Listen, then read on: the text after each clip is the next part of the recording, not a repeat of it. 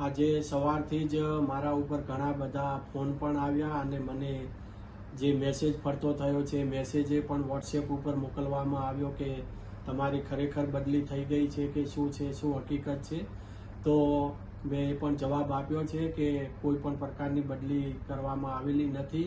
અને આ જે મેસેજ જે ખાસ કરીને સોશિયલ મીડિયા અને વોટ્સએપના માધ્યમથી જે સર્ક્યુલેટ કરવામાં આવેલો છે મેસેજ, એ તદ્દન પાયાવિહોણો અને તદ્દન ખોટો છે.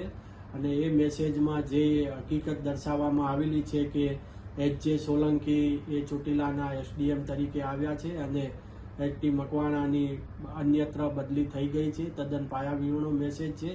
અને થાનગઢ, ચોટીલા અને મૂળીના નાગરિકોને ખાસ જણાવવાનું કે આવી કોઈ પણ પ્રકારની રાજ્ય સરકાર દ્વારા બદલી કરવામાં આવેલી નથી. આ ફક્ત ને ફક્ત ગેરમાર્ગે દોરવા માટે અસામાજિક તત્વો દ્વારા મેસેજ સર્ક્યુલેટ કરવામાં આવી રહ્યો છે.